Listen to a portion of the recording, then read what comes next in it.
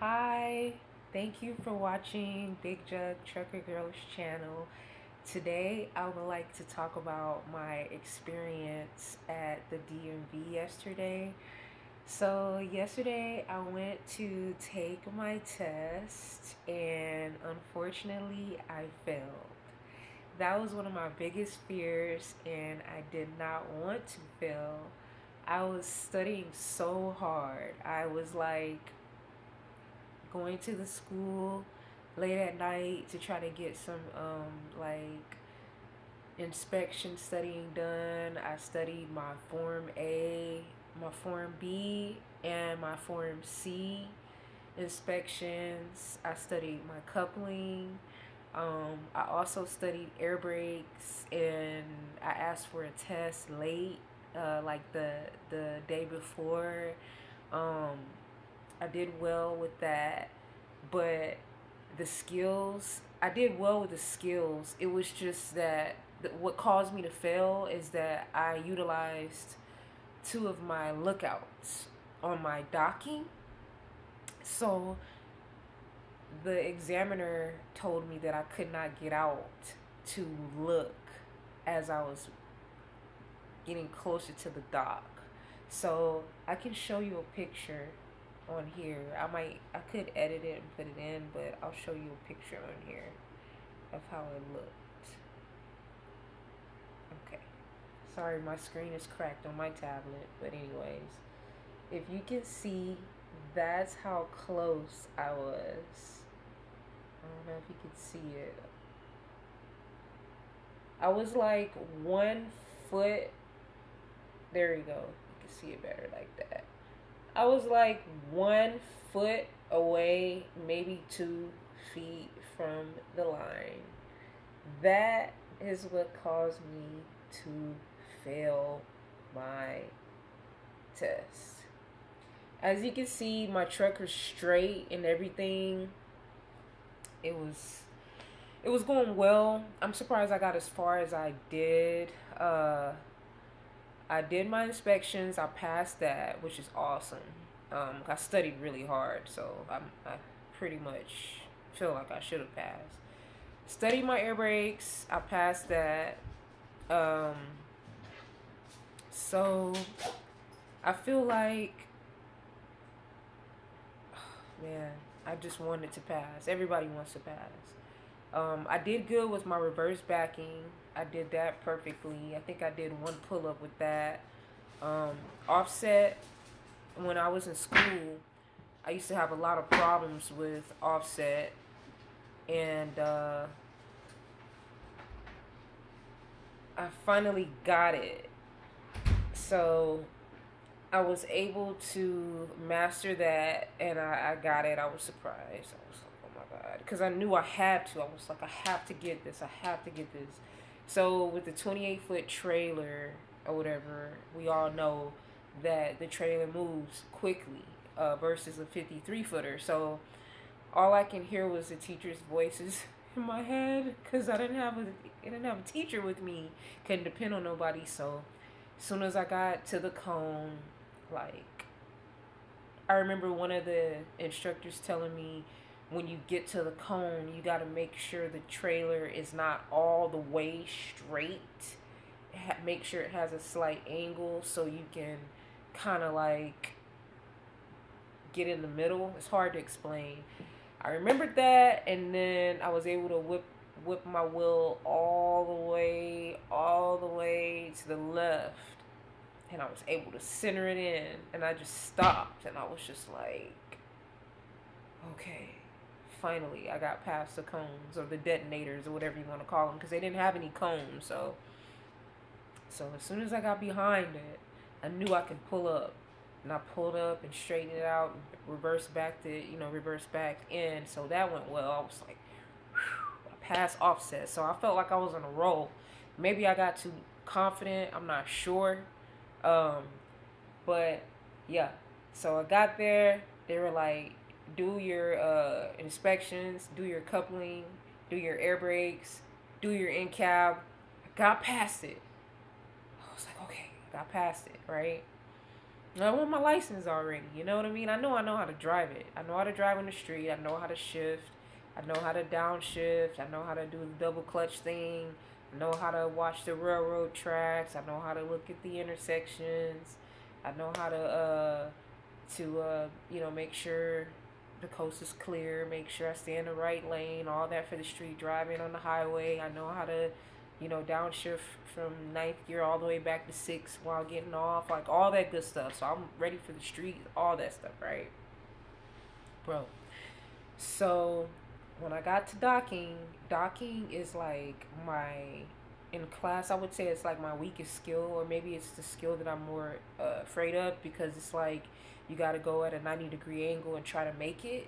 So I feel like I'm pretty good. I'm a good driver, but I just get, you know, inside my head sometimes.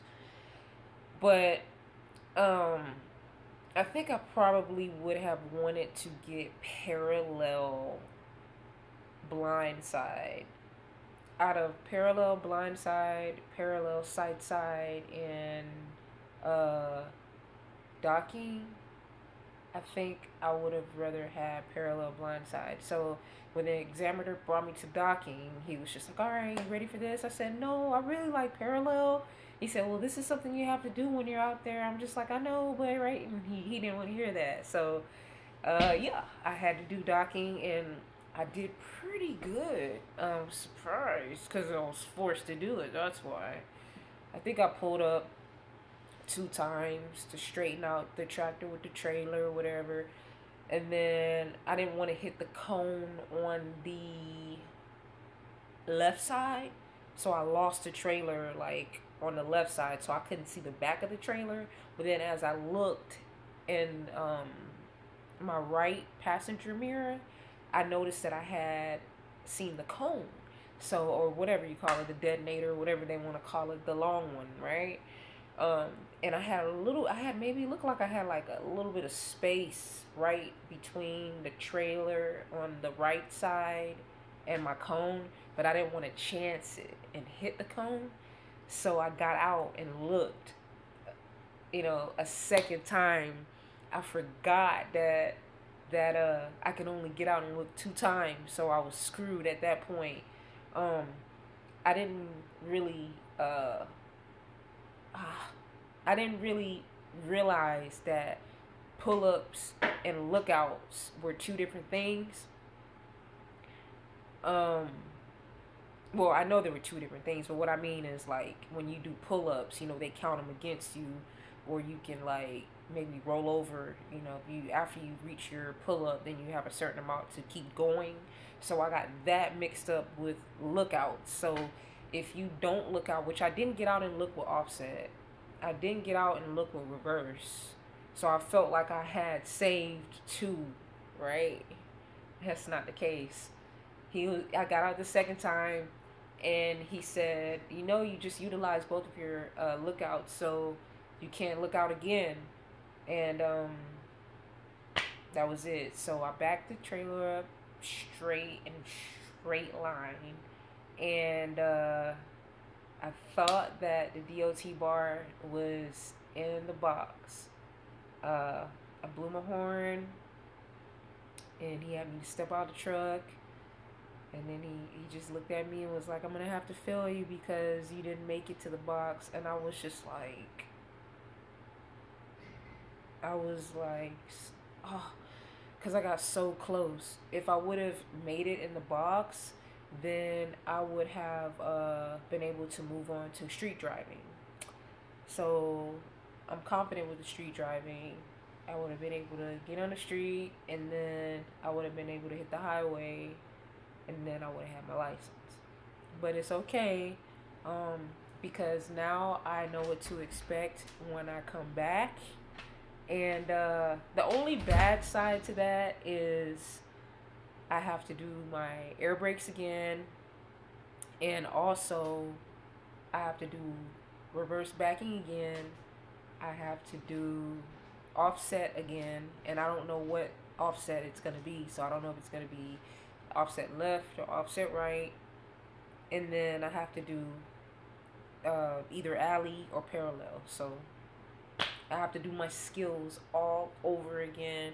I have to do air brakes all over again. So basically, I have to do it all over again except for inspections and coupling. So, I mean, at least I don't have to do the inspections anymore. I guess I can say that. But this time when I go, I have to do it right and I can't fail. I mean, you can, but I'm not going there to fail. That's not my intention. I wanted to pass it the first time. I don't like to fail any test. Um, but I did manage to get some endorsements before my test, which is cool. I got my doubles and triples endorsement, even though triples is not allowed in my state. And then I got my tankers endorsement, which is cool. Um, Now the law did change in February 7th. So on February 7th, I tried to go and take my hazmat endorsement test, but they told me no, not on February 7th. So it would have been February 4th that I should have would have been my last day, because February 4th was a Friday and then February 7th is a Monday. But instead, on Friday, I went to get my fingerprints for my hazmat done. But it's a bummer. It's cool. There's nothing like extra training, so I'm not tripping on that. So all I have to do is get just maybe 15 hours of training with hazmat materials. I have it studied, so I already know the bookwork part of it, so I'm not tripping on that. So I think for the most part, I'd say I passed my test 90%, which is still not 100, but it's better than 20% because I saw a few people fail inspections and some people fail air brakes, so I got pretty far. But yeah, that's my experience. But yeah, if you want to drive, you have to know what you're doing, and you have to go to a good school. That's what I think. I went to a great school, and I'm very happy about it. I'm very confident about it. I'm ready to get on the road. I'm ready to start driving. I'm ready to get with a good company. I'm ready to, build my future in trucking. But anyways, it's okay. So I'm gonna take my test again in a few days. This time I'm gonna pass. So I'll keep you posted on the progress. I'll be studying from now until then. So thank you for watching Big Jug Trucker Girls channel, and I hope everybody have a great day.